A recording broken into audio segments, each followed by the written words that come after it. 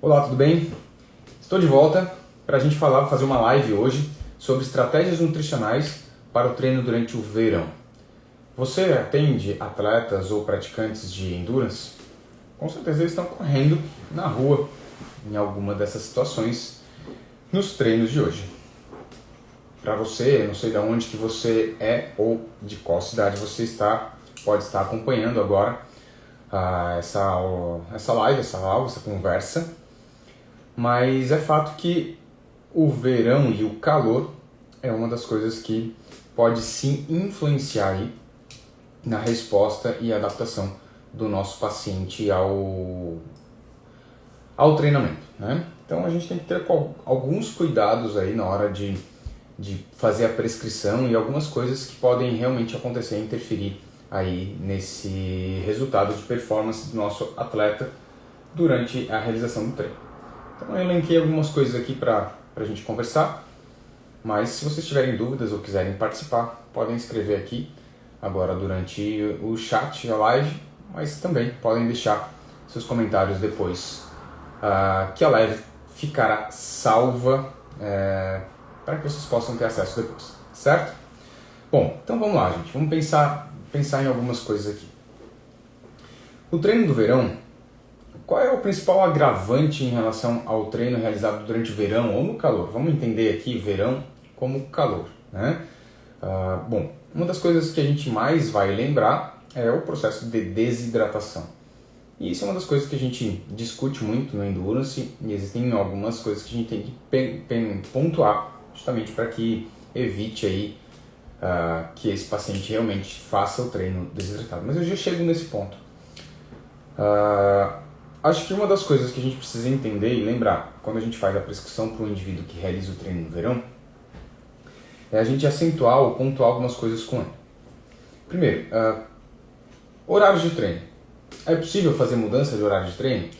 Brian, por que você está falando isso? Porque realmente, se o indivíduo costuma fazer em horários onde o calor e a temperatura estão muito elevados, a gente vai ter essas possíveis alterações, que pontuam desde alterações gastrointestinais, mais recorrentes e mais frequentes, e aí a desidratação é um dos problemas bastante associados e aí bastante relatados na literatura, de alterações de permeabilidade intestinal durante o exercício. Ele é extremamente potencializado pelo processo de desidratação, tanto do intestino e aí também do corpo inteiro, né? Porque é uma consequência, né? Acaba que o intestino acaba querendo absorver uma quantidade maior de água, não tem, e ele também desidrata e piora aí, gerando mais permeabilidade intestinal.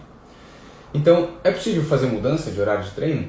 Se sim, óbvio, né? Fazer realização de treinos outdoor, externos, principalmente nos horários de manhã, mais cedo ou no final de tarde, para que a gente consiga pegar temperaturas mais amenas e ter menos risco de gerar uma desidratação. Outra consequência bem comum aí do processo do treinamento no calor, além da desidratação que a gente já vai citar agora, algumas estratégias, é uma inapetência, uma falta de vontade de comer. Isso é bastante comum, talvez você já tenha percebido ou passado por isso, quando está muito quente e que você tem que realizar o treino e falta vontade até de comer, né, para que você consiga ingerir tudo aquilo que é adequado ou devido para o seu treino com volumes maiores. Então, uma estratégia, uma coisa que a gente pode pontuar aí nessa situação é você transformar a dieta do seu paciente atleta de endurance ou dar alternativas de refeições líquidas, preferencialmente geladas. Líquidas, né? Ninguém vai prescrever sopa no verão, mas tem gente que gosta, mas as refeições líquidas, parece meio óbvio isso, mas elas vão ter um esvaziamento gástrico mais rápido, uma aceitabilidade melhor. Esse esvaziamento gástrico se dá justamente por uma abertura com mais facilidade pela válvula piloro, que em temperatura ambiente, um alimento gelado e líquido, ele tem esse esvaziamento gástrico mais rápido e uma absorção, de certo modo, até mais rápida. Tá? Por isso a gente prioriza aí a bebida gelada, inclusive durante. Tá? Mas isso transforma, facilita a aceitação de uma refeição pré-treino. Imagina aquele indivíduo que treina lá, que já consegue treinar no final de tarde, às 6 da tarde, mas que às 4 da tarde ele está lá com uma grande refeição para fazer no meio da tarde. Isso pode gerar, por essa inapetência por causa do calor, uma maior dificuldade dele consumir tudo aquilo que está prescrito, preconizado para ele naquele momento. E aí o que vai acontecer? Ele acaba não conseguindo dar conta daquilo. Então transforme, dê opções ou faça trocas para você conseguir manter principalmente a quantidade de carboidrato, principalmente nos treinos mais intensos, de forma mais líquida, mais fácil, com maior aceitação e facilidade para ele. Tá? Então isso é um ponto bastante importante, tá? Em relação a essas inapetências, essa falta de vontade de comer.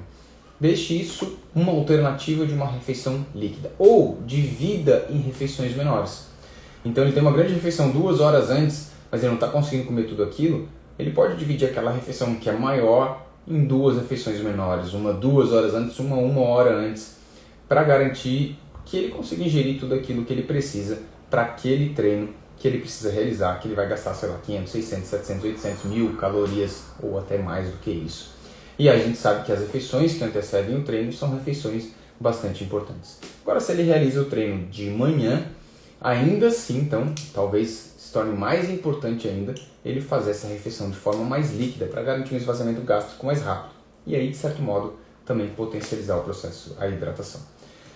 Lembrando, né, que a hidratação do indivíduo não acontece só por água, né? Boa parte da ingestão líquida que a gente tem de água, da ingestão e absorção de líquidos nosso, vem por a ingestão de alimentos. Então, ofertar ao longo do dia alimentos que sejam com bastante teor de líquidos, como as frutas, que caem muito bem, que já vem com uma grande quantidade de carboidrato, vão potencializar uma boa hidratação desse nosso paciente para que ele realize o treino em um estado hidratado. E aí vem o primeiro ponto, quando a gente fala de hidratação. A gente não tem como fugir de estratégias nutricionais para quem treina no verão, porque a principal consequência do treinamento do verão é o calor excessivo e o processo de desidratação. E essa desidratação é algo muito recorrente. Então vamos lá. No Endurance, a gente tem uma natural desidratação ocorrida intestinal ocorrida pelo próprio treinamento. Por quê? A gente tem uma desidratação e uma hipóxia transitórias causadas por uma redistribuição de sangue para os músculos que estão sendo utilizados aí para os músculos inferiores principalmente, ou na natação do corpo inteiro, e diminui o fluxo sanguíneo ali na região gástrica esplânica. E aí isso faz com que a gente tenha uma diminuição de oxigênio local e uma hipóxia. E isso por si só já causaria ou já potencializa um aumento de permeabilidade intestinal que potencializa ou causaria, aumentaria a suscetibilidade de diarreias, a tal famosa diarreia do corredor. Então ela é potencializada pelo próprio treinamento. Mas quando a gente tem isso associado a uma temperatura elevada, uma perda excessiva de suor, a gente potencializa uma desidratação intestinal. E aí essa perda excessiva de suor, a desidratação, potencializa o risco de ter essa diarreia do corredor, esse aumento de permeabilidade, e aí a gente tem que buscar evitar qualquer coisa que possa potencializar aí, então, essa diarreia do corredor. Bom, Brian, como é que a gente faz para evitar isso? Bom, a primeira coisa que a gente tem que lembrar é do processo de concentração, da quantidade adequada da concentração da bebida que esse indivíduo vai realizar durante a realização do exercício. Mas quando eu estiver falando disso, eu já vou falar ao mesmo tempo do processo de hidratação. Então são esses 2 pontos que a gente tem que cuidar durante a realização do exercício no calor principais. Primeiro, a hidratação. Então o primeiro ponto é a gente precisa fazer o nosso indivíduo, nosso atleta, nosso paciente chegar bem hidratado, tá? Então eu preciso fazer com que ele chegue na realização do exercício em um estado de hidratação adequado. E a grande verdade é que a maioria das pessoas, mas grande parte dos atletas chega para a realização do exercício em uma pequena desidratação ou levemente desidratado. E isso piora muito a realização ou o rendimento no treino. Está mais do que provado que quando a gente tem aí uma redução da hidratação, uma perda de peso acima de 2%, característico de até sinal de sede, já um pequeno sinal de desidratação, a gente já tem redução significativa de performance, potencializada pela desidratação, potencializada pelos aumentos das perdas intestinais e pelos desconfortos, né? Então eu tenho mais riscos de desconfortos intestinais e que isso também gera perda de performance. Então a gente precisa garantir que esse nosso indivíduo chegue para a realização do exercício, independente dele ser de manhã, de tarde, de noite, com um estado de hidratação adequado. Então, primeiro ponto, garantir que ele chegue nesse estado, eu preciso distribuir essa hidratação dele ao longo do dia. Gente, não adianta eu prescrever para o paciente, você precisa tomar 30, 40 ml por quilograma de peso por dia. E não dizer para ele como ele deve fazer isso. Por quê? Porque ele tomar ali 1 litro de água de uma vez só, ele vai ter uma diurese excessiva e ele não vai conseguir reter essa água. Então essa água também precisa ser distribuída ao longo do dia. Então o ideal é que essa hidratação nos dias que antecedem a prova ou a realização do exercício, que daí se deve ser todos os dias, essa quantidade de água seja em torno de 5 a 6 ml por quilograma de peso a cada 3, 4 horas. 5 a 6 ml. Então pensa num indivíduo de 70 quilos. Eu preciso dar para ele ali 350 ml de bebida, um líquido, a cada 3, 4 horas. E isso garante ou melhora que a hidratação dele, garante que ele chegue em um estado mais hidratado. Legal, João, aí tu colocou, né, treinos no mesmo horário da prova, alvo, seria interessante para tentar simular. Então isso é uma coisa que a gente orienta muito, viu, João? Bem legal essa tua contextualização aí, que a gente sempre orienta que o indivíduo tenha, né, tem uma prova-alvo, vai ser às 7 da manhã, muitas vezes elas são às 7 da manhã, né, são cedinho, tá? Então a gente já orienta que ele realize o treino no horário que ele vai fazer a prova, principalmente ali nos últimos meses que antecedem ali, os últimos 2 meses na periodização do período competitivo mesmo, ou pré-competitivo, tá? Então a gente já orienta que ele vá mudando, focando para justamente a gente também treinar a alimentação dele da prova, tá? É verdade, bem pontuado, tá? Mas enfim, vamos voltar para o processo de hidratação aqui, mas se vocês quiserem comentando, pode ir comentando que eu vou tentando responder, tá? Então eu falei que é interessante a gente prescrever de 5 a 6 ml por quilograma de peso a cada 3, 4 horas para garantir um bom estado de hidratação nos dias aí recorrentes à prova, né? Ou no treino diário, em todos os outros dias da semana, nos dias regulares da semana, tá? Além disso, para garantir uma boa hidratação, a gente também fala muito de consumir aí 300, 400, 500 ml de bebida, de água, antes de deitar. Gente, tem que ter um cuidado com isso, né? Porque tem muita gente, e isso é uma coisa que é bastante recorrente aí no consultório, vocês que atendem também atletas sabem disso, né? E não só atletas, pessoas em geral. A verdade é que muita gente não consegue se hidratar de forma correta ao longo do dia, porque às vezes não tem acesso e tal, e acaba que chega à noite, a pessoa está desidratada ou bebeu pouca água e ela vai lá e bebe toda a água que ela tem que beber à noite. O que vai acontecer? Ela não consegue absorver toda aquela água, ela tem uma diurese e aí ela vai acabar acordando à noite para fazer xixi, atrapalhando a recuperação e um sono adequado. Então, antes de a gente prescrever quantidade, vamos distribuir ao longo do dia e cuidado com a quantidade de água à noite para que ele não acorde muitas vezes. A hidratação noturna ela é importante para garantir uma boa hidratação. A gente fala aí de 300 a 500 ml antes de deitar, mas pergunte para o seu paciente como ele se sente quando ele faz isso, porque se ele estiver acordando à noite mais do que uma vez para urinar, isso já acaba atrapalhando a performance dele, principalmente se o treino dele é de manhã. Então aí acaba que é melhor você distribuir melhor essa água ao longo do dia e cuidar, inclusive, da quantidade de água que ele vai beber à noite, tá? Entenda que quando eu falo água, você pode estar entendendo como líquidos em geral e não necessariamente água, tá? Mas por hábito a gente acaba falando água aqui mesmo, certo? Então, essa hidratação à noite ela é legal, ela é uma boa orientação, mas você tem que cuidar com aquilo que você orienta e dar um retorno, pedir para o paciente dar esse retorno para você, certo? Ver se isso não atrapalhou o sono dele.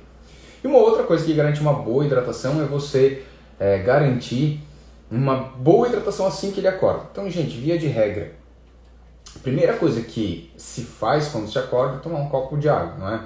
Isso é uma coisa que a gente já coloca na orientação geral do nosso paciente, independente se ele for atleta e de qual modalidade ou se ele quer só emagrecer. Primeira coisa, acorda e toma um copo de água, hidrata. Isso vai ativar peristaltismo, vai fazer com que a gente tenha uma boa absorção de água, estimula até mesmo a evacuação e garante uma boa hidratação. E isso é uma das coisas que a gente vai colocar no nosso plano alimentar. Acordou, 250, 300, 350, 500, até 500 ml de água para esse paciente, principalmente se ele treina de manhã. Então, fato, tá? Então a gente garantindo esses 5 a 6 ml por quilograma de peso a cada 3, 4 horas, uma boa hidratação à noite, se ele tiver uma boa aceitação, e a primeira refeição do dia, a primeira coisa que ele fizer de manhã é beber água, a gente já garante aí um bom estado de hidratação, ou começa pelo menos a garantir um bom estado de hidratação. Claro que a quantidade de água que ele vai ingerir, que ele precisa, depende muito de quanto que ele gasta também, né? Uma das recomendações que se tem é de 1 ml por quilocaloria gasta. Então isso acaba tendo uma variação muito grande, certo? Outro ponto que é importante que a gente pode frisar aqui na orientação do treino no calor é a realização da ingestão de bebidas antecedendo o treino de forma específica. Então não necessariamente só o treino de manhã, mas de forma específica a gente tem aí recomendações para hidratação e para garantir esse estado de hidratação durante a realização do exercício, principalmente os treinos prolongados, que é a ingestão de 20 ou 40 miligramas por quilograma de peso de sódio de 1 a 2 horas antes da realização do exercício. Isso dá mais ou menos 210 miligramas de sódio para uma pessoa de 70 quilos. É uma conta rápida que a gente faz só para dar um exemplo, né? Então entenda que para cada grama de sal eu tenho 400 miligramas de sódio.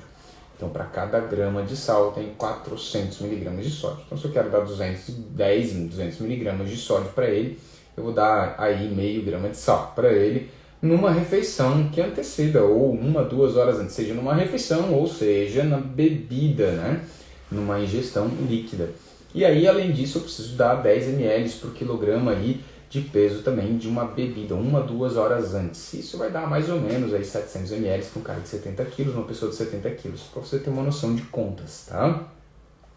Além disso, isso é mais ou menos entre 1 e 2 horas antes da realização do exercício. Eu ainda vou orientar que ele tome em torno de 30 minutos antes da atividade física uma ingestão aí de até 300 ml de água. Até 300 ml de água 30 minutos antes da realização do exercício. Com eletrólitos ou não, ou com carboidratos ou não, líquidos nesse momento, líquidos, certo? Para garantir uma boa hidratação. Ele não está perdendo eletrólitos nesse momento, então não tem risco de ele causar uma hiponatremia dilucional, que a gente já vai falar disso na sequência, certo? Então, de novo, distribuição dessa água ao longo do dia, de 5 a 6 ml por quilograma a cada 3, 4 horas, a ingestão da água antes de deitar, cuidado, né, com essa questão da orientação, lembra do paciente não acordar várias vezes à noite para urinar, porque isso pode ser ruim, então organizar isso de forma adequada com o paciente, e a hidratação assim que ele acordar. Depois, 1 a 2 horas antes, aquela ingestão de 10 ml por quilograma de peso de água e aí de 20 a 40 mg por quilograma de peso de sódio para esse paciente. Lembrando de novo, né? Cada grama de sal tem 400 mg de sódio. E aí 30 minutos antes ali a gente fala aí de 200, 300 ml de água. 30 minutos, 300 ml até 300, porque é o que a gente consegue ter por esvaziamento gástrico, tá? Tem pessoas que aceitam uma quantidade maior, fala-se que a gente consegue esvaziar de líquidos até 1 litro por hora, mas garanta aí de 20 a 30 minutos, 200 a 300 ml, até para que ele não vá fazer o exercício com aquela água pulando no estômago, que realmente pode atrapalhá-lo, tá? E aí chegamos no momento do treino, na realização da hidratação correta durante o exercício. Bom, primeiro, gente, aqui tem um gap de orientações diferentes. E aqui a gente precisa primeiro entender quem é o paciente de vocês. De que paciente a gente está falando? Porque se eu tenho aí um paciente que tem, por exemplo, uma tendência de uma desidratação excessiva, uma perda excessiva de eletrólitos, de suor, o cara que sua muito, ele tende a perder mais eletrólitos. diferente daquele que costuma suar pouco durante a prova ou que perde um pouco eletrólitos. A gente pode avaliar pela roupa do indivíduo, né? Até esses dias uma colega, tem que responder ela, mas aluna lá da pós fez um questionamento justamente sobre essas recomendações, tá? Espero até que ela esteja assistindo a live, senão depois eu vou deixar para ela assistir aqui, orientar que ela assista. Porque é difícil às vezes a gente atingir as recomendações. Então vamos lá, vamos conversar um pouquinho sobre a hidratação durante a prova. Primeiro, quando os exercícios eles são de até 2 horas, até 120 minutos, uma das coisas que mais se orienta quando prova ou treino, tá? São de até 2 horas, uma das coisas que tem mais embasamento em relação à hidratação é fazer a hidratação conforme a sede. Brian, mas por que até 2 horas? Porque até 2 horas não é difícil acontecer de você ter uma hiponatremia ou até uma desidratação. Então, até 2 horas, a hidratação conforme a sede. Ou seja, o paciente bebe, a pessoa bebe, faz ingestão de líquidos quando ele tem sede. E aí, muitos autores concordam que a sede ela acaba sendo um sinal limitador. Quando a gente atinge mais ou menos 2% de perda de peso, a gente tem um sinal de sede, isso já tem um pequeno grau de desidratação, mas não há uma queda tão grande de performance. E se você sentir e perceber sede, você consegue manter uma hidratação de certo modo adequada. Por que de certo modo adequada? Porque como o tempo de exercício é curto, a gente até não corre riscos de causar a hiponatremia dilucional ou até desidratação. Brian, você está falando tanto disso, mas você não explicou o que é uma hiponatremia dilucional. Então aguarda aí que eu já vou explicar. Tá? Mas quando a gente tem provas acima de 2 horas, principalmente em ambiente quente e úmido, e aí vale uma ressalva, né? Quando você está num ambiente quente e úmido, você desidrata muito mais do que num ambiente quente e seco. Por quê? Porque quando você sua, o que seu corpo faz? O que ele está querendo fazer? Ele está querendo manter a temperatura do seu corpo de forma adequada. Então ele joga uma gotícula de suor para fora, através dos seus poros, essa água vem e ela teoricamente deveria evaporar, certo? Bom, só que se você está num ambiente quente e úmido, essa água, esse suor, ele não evapora, correto? Você escorre. E quando você escorre, você não eliminou o calor, porque o calor está na água. Então o que o seu corpo faz? Bota outra gota de suor e outra gota de suor tentando eliminar o calor. E você desidrata mais quando você está fazendo um exercício em ambiente quente e úmido do que em ambiente quente e seco. Então isso é uma das coisas que você tem que avaliar, inclusive nas provas do seu atleta, certo? Então, em relação a este ponto, a gente tem mais risco de desidratação nesse sentido. Bom, então assim, Brian, tu rodeou, expliquei da questão do suor, mas tu não falou o que é a hiponatremia dilucional ou a desidratação. Bom, a desidratação você já sabe, que quando o paciente perde água de forma excessiva. Mas a hiponatremia é uma diminuição da concentração de sódio plasmático. Essa diminuição da concentração de sódio plasmático, ela é mais frequentemente comum quando o indivíduo hidrata de forma inadequada. E esse é o erro mais comum.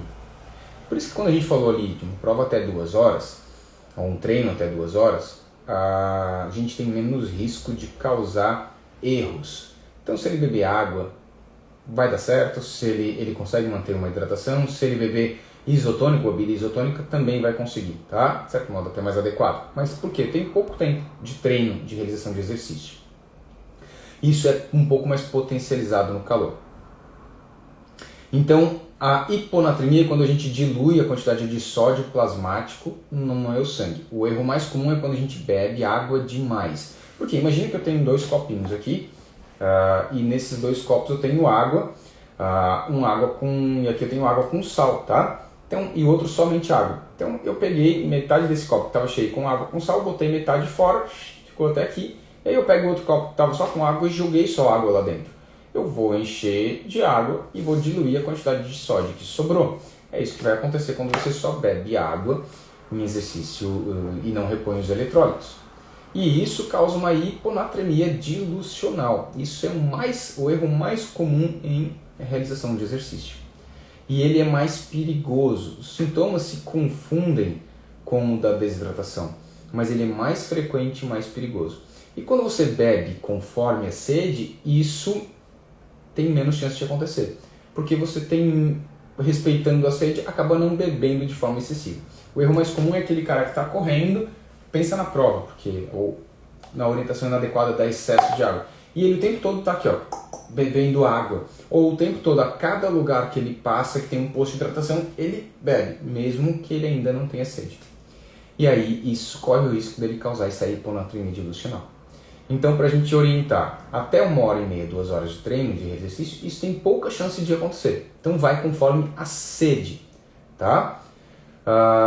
Acima disso, o ideal é a gente conhecer nosso paciente, porque tem paciente que vai muito bem conforme a sede, ou até ad libitum, que é a vontade. Ele consegue seguir e se conhecer e ter uma noção da desidratação dele, ou do grau de hidratação, da necessidade dele, e se manter bem hidratado. Ou aqueles que a gente precisa programar a hidratação dele, preciso fazer de forma planejada. E aí, de forma planejada, a gente tem uma recomendação aí de 600 a 1,2 litros por hora, né? 1.200 ml por hora, que na verdade é a nossa capacidade de absorção, tá? Então eu vou planejar para que isso seja a cada 15 minutos, 20 minutos, eu vou orientar que ele faça uma injeção de 150 a 200 ml, tá? Para completar essa quantidade. Mas, gente, a ingestão não vai ser de líquido. A ingestão tem que ser de bebida com repositor hidroeletrolítico, porque senão eu acabo caindo no mesmo erro. E aí, quanto de sódio que eu preciso? Eu preciso de em torno de 300 a 600 miligramas de sódio por hora. Você precisa conhecer o seu paciente para isso. Normalmente a gente recomenda começar com doses mais baixas e ir subindo essa quantidade de sódio por hora, porque isso pode dar desconforto gástrico, tá? Então, independente se você for beber conforme a sede ou hidratar de forma planejada, o ideal é que esse indivíduo ele faça a bebida com repositor hidroeletrolítico carboidratada, por 2 razões. Por quê? O transportador de glicose ele é dependente de sódio e glicose. A presença do sódio melhora a captação de glicose, a presença da glicose melhora a captação do sódio. Então eles trabalham em conjuntos lá no intestino e eu garanto uma melhor absorção dos dois, tá? Então o S-GLUT ele é transportador de sódio e glicose, que é o principal transporte ativo lá do nosso enterócito. Então eu capto os dois de forma mais adequada. E além disso, eu consigo manter os níveis de eletrólitos de forma adequada, evitando aquela diluição, evitando a hiponatremia dilucional, que, como eu falei anteriormente, é o erro mais comum, tá? Então eu tenho aí as duas coisas e já aproveito para dar o carboidrato para fazer manutenção dessa glicemia de forma constante dele, para tentar manter e garantir, de certo modo, performance. A gente fala aí a recomendação de 20, 30 até 90 gramas de carboidrato por hora. Isso, né, a gente começa de 30, 60, 90 e tem algumas recomendações de 120 gramas. Mas isso a gente precisa treinar, tá? Isso é uma conversa para um outro dia. Hoje o nosso papo aqui é principalmente relacionado a como estratégias para o treinamento no verão, tá? Então, a questão da hidratação é um ponto fundamental aqui nesse ponto. Então, de novo, gente, relembrando vocês, tá? Passou de 2 horas, se for fazer pela sede, se o paciente conhece, dá para testar, ou de forma planejada, mas sempre preferência para bebida carboidratada. Vou dar um exemplo para vocês. Vocês já viram nas provas que acontecem na televisão, sei lá, aquela ação silvestre no final do ano que volta e meia passa, que a gente assiste, e você vê as pessoas lá na frente, uns pangarés que ficam lá atrás.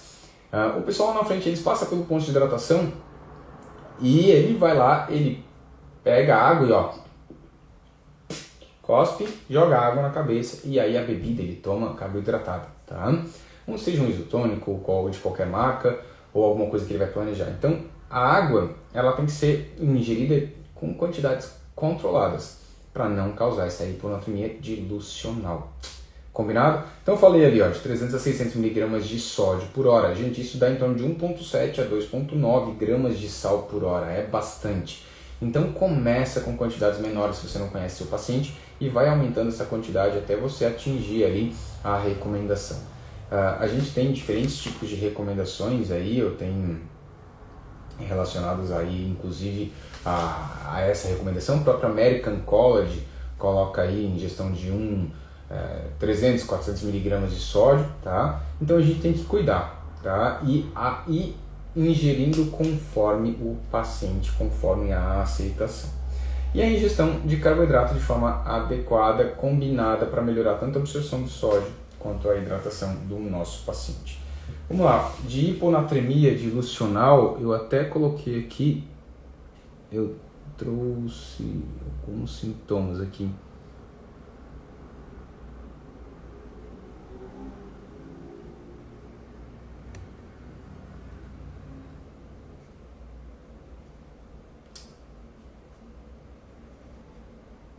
Aqui, ó. Desculpa, botei errado aqui. Botei para vocês verem, separei esse slide aqui, gente, de sintomas de desidratação e hiponatremia, para vocês verem como eles se confundem, tá? Então aqui, ó, para vocês poderem acompanhar aí comigo. Então, lado esquerdo aí, a hipoidratação e do lado direito a hiponatremia. Então vocês podem perceber que em relação à hipoidratação, né, ou desidratação que a gente normalmente fala, sede, pele avermelhada, apatia, tonturas, náusea, vômito, diarreia, sensação de calor ou calafrios, dispneias, cólicas, dor de cabeça, desconforto geral e perda aguda de peso. E na hiponatremia a gente tem aqui alteração mental, espasmos musculares ou fraqueza, apatia, tonturas, náusea ou vômito, dor de cabeça progressiva e grave, dispneia, inchaço de mãos e pés ou ambos, mudança de humor, desorientação ou confusão, convulsão ou coma e ganho de peso agudo. Então, gente, olha lá. Os sintomas se confundem, os que estão com asterísticos ali, a gente até coloquei vários asterísticozinhos, eles estão relacionados justamente aos sintomas que são incomuns de um lado ou do outro, certo? Então, para vocês verem como muitas vezes o paciente confunde, ele acha que ele está desidratado e na verdade ele não está. Na verdade ele está com essa hiponatremia dilucional, tá? E gente, olha só, uns sintomas mais comuns e uma das coisas que a gente mais vê, assim, que você pode perguntar para o seu paciente no seu consultório, é justamente se ele termina o treino ou a prova mais pesado do que ele começou. Se isso está acontecendo, é porque ele está diluindo, ele está chegando com hiponatremia no final. E aí está errado, vai dar errado, vai ter perda de performance também, tá? Então ele nunca pode terminar a prova mais pesado do que ele começou. E isso, o drink to thirst, beber conforme a sede, ele de certo modo, ele é uma das coisas que previne, tá? Isso porque raramente ele vai chegar mais pesado ao final do que quando ele entrou, se ele está bebendo conforme a sede. Não sei que a pessoa tem um padrão de sede alterado, que pode acontecer também, certo? Então, um ponto que você pode avaliar com o seu paciente é solicitar que ele se pese aí antes dos treinos, principalmente os treinos durante as semanas, pesar antes e pesar depois. Até para a gente conseguir ou conhecer o grau de desidratação que ele teve. O João perguntou de novo ali, Coca-Cola é legal? Vejo muito em provas. Olha, João, legal não é, mas tem uma aceitação boa pelos atletas, tá? Em que sentido? A Coca-Cola ou a Pepsi-Cola ou qualquer outra marca, né?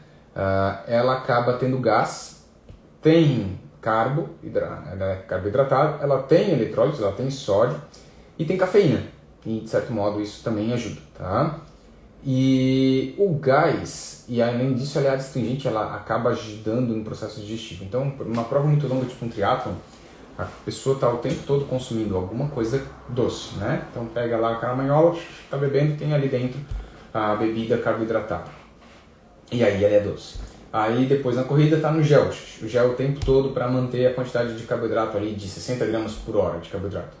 Chega uma hora que isso não desce mais, enjoa. E se ele não tiver treinado o que ele vai comer durante a prova, aquilo embrulha. E aí gruda tudo aqui assim e dá um desconforto, começa a aumentar os gases. E também, quando ele corre, o gás sobe. Muita gente não consegue fazer descer esse gás, então ele sobe, tranca aqui em cima no estômago e dá uma dor. Tá? E aí quando ele bebe uma bebida com gás, isso de certo modo ajuda a soltar esse gás, porque esse gás em grande quantidade ele vai cair no estômago, de certo modo faz uma certa limpeza e faz ele botar tudo para fora e alivia esses sintomas. Não é uma coisa que a gente gosta de prescrever, mas é uma coisa que é muito utilizada pelos atletas, tá? Que de certo modo lá no meio da prova não vai causar tanto problema. A gente não vai prescrever para ele fazer isso durante o treino, porque não tem necessidade, mas se acontecer durante uma prova, eles até oferecem isso nos postos de hidratação, Brian, de certo modo, não acho tão ruim, tá? Mas não sempre, né? Isso lá num determinado ponto de quebra, lá no final da prova, não logo no começo. Combinado? Deixa eu ver o que mais que eu anotei aqui pra gente falar. Em questão à concentração, né? A osmolaridade. Então eu falei que ia falar de hidratação e ao mesmo tempo eu ia falar também dos desconfortos gastrointestinais que são bem comuns em provas mais longas ou treinos mais longos. E os dois erros estão aí, né? A hidratação e o segundo ponto é a concentração inadequada.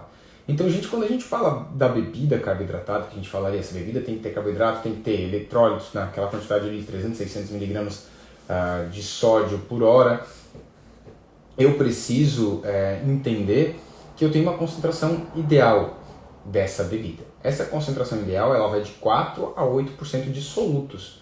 Então pensa lá, para facilitar a nossa conta, em 1 litro de água, ele precisa ter de 40 a 80 gramas de soluto para garantir a osmolaridade de forma adequada. Essa osmolaridade de forma adequada garante um esvaziamento gástrico melhor e uma absorção melhor. E evita que a concentração de carboidrato seja muito grande no intestino, potencializando o desconforto intestinal. Então, de 40 a 80 gramas de soluto. Vamos lá, vamos botar aqui dentro dessa caramanhola de 1 litro que a gente inventou para facilitar a nossa conta aqui. A gente vai colocar aqui 50 gramas, vamos fazer 5% de diluição, tá? Uma bebida isotônica que tem no mercado do gato, aqui ela tem acho que em 5 ponto alguma coisinha, mas 6%, tá? 5%. Então, vamos arredondar 5%, 50 gramas de soluto. Eu vou botar esses 50 gramas de carboidrato ali dentro, vai ter 1 grama de sal, 1,5 grama de sal, para eu conseguir atingir os 400 miligramas ali de sódio, mais aproximadamente, tá? 400 a 600. Vou jogar isso ali dentro, faço um isotônico. Se eu usar açúcar, eu tenho 2 tipos, na verdade, 2 moléculas, né? 2 monossacarídeos diferentes, porque o açúcar ele é uma glicose ligada a uma frutose. Só que realmente vai ficar extremamente doce. Imagina, eu vou botar 50 gramas de açúcar em 1 litro de sal, em 1 litro de água e vou botar mais 1,5 grama de sal, faço um isotônico. Mas eu posso não utilizar o açúcar e posso usar qualquer outro tipo de carboidrato. Posso usar tudo de maltodextrina, mas lembra, maltodextrina não tem uma boa solubilidade. Posso usar tudo de dextrose, mas dextrose é só glicose, glicose com glicose. Posso usar palatinose? Posso. A palatinose ela é um isômero do açúcar, é a mesma coisa, é glicose com frutose. Ligação, só que a ligação é diferente, ela é alfa 1,6, por isso que a liberação dela é mais lenta. Posso usar o oximase. Então são vários tipos de carboidratos diferentes. Mas o ideal é que você tenha uma proporção de 2:1 de glicose para frutose. Quando você tem essa proporção de 2:1 de glicose para frutose, você consegue usar os 2 tipos de transportadores no seu intestino. O SGLT1, que é o que transporta sódio e glicose, que é transporte ativo, e o GLUT5, que transporta frutose. Então você consegue ter uma taxa de absorção de carboidratos melhor, mais eficiente e diminuindo o desconforto intestinal. Quando você bota açúcar, você tem a proporção de 1:1, certo? Pode ser açúcar, não tem problema. Mas se você fizer uma combinação de maltodextrina com açúcar ou maltodextrina com palatinose, você também vai ter uma proporção mais adequada de 2:1. Tem que fazer a conta para isso, tá? Ô Brian, mas olha só, falou que a maltodextrina, mas a maltodextrina não é um outro tipo de carboidrato? Mas quando ela quebra pelas ligações alfa-1,4 terminais, você produz glicose. A cada quebra desse amido de milho, você vai produzindo glicose. Então, quando você quebra maltodextrina, você só está dando glicose no intestino do indivíduo. Então, ele vai só usar um tipo de transportador. E isso aumenta o risco dele ter alterações de permeabilidade intestinal e desconforto. Tá? Então, quando você usa mais do que um tipo de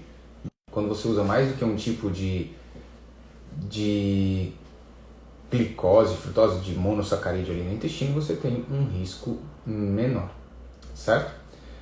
Brian, a palatinose. A palatinose, como eu falei, é um isômero do açúcar, com uma ligação diferente, por isso ela tem uma absorção mais lenta, ela tem um índice glicêmico mais baixo. Mas, gente, usar palatinose durante o treino não faz muito sentido, até porque a gente raramente tem pico de insulina durante a realização do exercício, tá?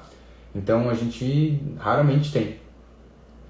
Então não precisa. Você pode usar, não tem problema nenhum, mas não precisa. Você poderia usar açúcar, dextrose ou qualquer outra coisa, tá?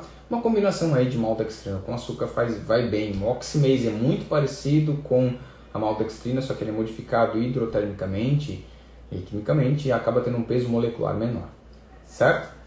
Bom, era isso. Se você, dentro dessa bebida carboidratada, se você colocar ali, quiser colocar proteína junto, você tem que fazer a conta para que essa quantidade proteica não ultrapasse aí o total de solutos para garantir o 4 a 8% de concentração para garantir um bom esvaziamento gástrico.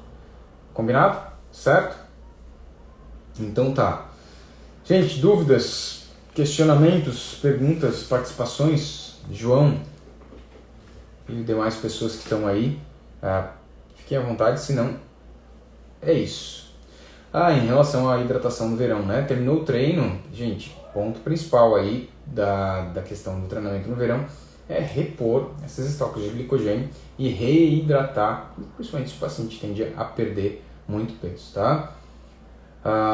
Caio, legal, Caio. Não tem problema se tu usa palatinose durante os longões, tá? Tu vai ter uma absorção, uma liberação um pouco mais lenta dele, de fato. Mas como a gente não faz pico de insulina, você até poderia utilizar outro produto, tá? A palatinose, Caio, para algumas pessoas, ela acaba gerando um certo desconforto quando a quantidade passa de 30 gramas. Isso tem sido bastante recorrente em consultório, então cuidado para que você não, se você tem desconforto, não passe muito de 30 gramas, tá? Mas não tem problema. Mas lembra que se você usa só a palatinose, você está fazendo 1 para 1 de glicose e de frutose. Então você pode combinar essa palatinose para colocar, sei lá, maltodextrina junto para aumentar a proporcionalidade do transportador de glicose para te dar menos desconforto e até para melhorar a tua taxa de absorção, certo? E aí diminuir o risco de problemas gastrointestinais. Tranquilo? O que mais, pessoas? Mais alguma coisa que eu possa auxiliá-los aqui? Algum ponto que vocês queiram lembrar? Caio, obrigado aí pela participação, o João também. A Jana que deu um tchauzinho antes aí. A Jana tá de férias, de folga, então não vou incomodá-la. Semana que vem a live é dela.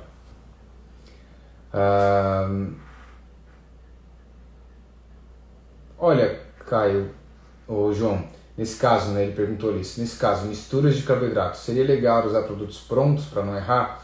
O produto pronto, normalmente ele já vem com uma proporção mais adequada, de 2 para 1. Nada impede de você fazer isso e levar pronto, tá? Tem muito paciente meu que eu prefiro montar e levar pronto. Por quê? Porque muitos produtos prontos vêm com muitos corantes artificiais. E aí, tempos prolongados de treino, esses corantes também caem no intestino e não são muito bem absorvidos e acabam potencializando desconfortos. E muitos deles aí têm grandes quantidades de corantes, acidulantes, flavorizantes muito artificiais, nada naturais. Então isso é uma coisa a ser repensada também, pensada nesse ponto, tá? Por isso que em algumas situações eu ou escolho a marca junto com o paciente de marcas que eu acho mais adequada, e aí você precisa ir olhar rótulos, né? Aprender a olhar rótulos e tentar diminuir aí os adoçantes, corantes, espessantes e flavorizantes artificiais o máximo possível, tá? Mas existem bons produtos no mercado. podem ser utilizados sim, tá? E de certo modo isso está de forma adequada. Só presta atenção na quantidade de sódio, tá, João? Porque eles normalmente não vêm com a quantidade de sódio ali recomendada. Geralmente eles vêm com quantidades menores, tá? A quantidade de sódio que vem, por exemplo, num isotônico da Vida, ele tem em torno de 230 miligramas de sódio. E a gente aí já tem uma recomendação de uma quantidade um pouco maior, tá? 230 numa garrafinha de 500, né? Então, ver se vai conseguir atingir aí, dá uma olhada lá na tabelinha nutricional dos ingredientes para ver se consegue atingir a quantidade de sódio para esse indivíduo, tá? Lembra daquela proporção, né? Para cada grama de sal tem 400 mg de sódio se você for fazer essa diluição, for colocar em casa. Que é uma coisa que você pode botar na sua bebida carboidratada que você for fazer em casa, se for usar, por exemplo, uma maltodextrina sem sabor com palatinose, adiciona limão, suco de meio limão, espreme meio limão e coloca ali dentro. Isso vai ofertar potássio também e vai dar um gosto, só que daí esse limão tem que ser colocado na hora ou ali minutos antes da realização do exercício, porque senão ele azeda, tá? E é uma coisa que dá super certo, fica com um gostinho bem bacana, tá? Outra coisa que dá para colocar da bebida é gengibre, para diminuir gases, formação de gases. Você pode fazer um chá com gengibre e colocar ali dentro, como parte daquela água, daquele líquido, ou você pode chá ou decocção de gengibre, ou ainda botar pedaços de gengibre, lascas de gengibre lá dentro, principalmente se você tem muito desconforto com gases, né, para os treinos mais longos. Isso é bastante recorrente aí no treino de endurance. Certo? Tranquilo? Galerinha, acho que é isso. Pontos mais importantes aí do treino de verão. Falamos de vários pontos, falamos sobre mudar o horário de treino, falamos sobre a questão da alimentação que antecede, falamos da hidratação nos dias que antecede ali a realização do treino ou da competição, de 5 a 6 mg por quilograma de peso, a cada 3, 4 horas, falamos de 1 a 2 horas antes, falamos de 30 minutos antes e durante, tá? Qualquer coisa, você volta aí, que a live vai ficar salva, certo? Acho que era isso. Uma boa semana para vocês, bom resto de semana e a gente se fala na próxima live. Tchau, tchau, valeu!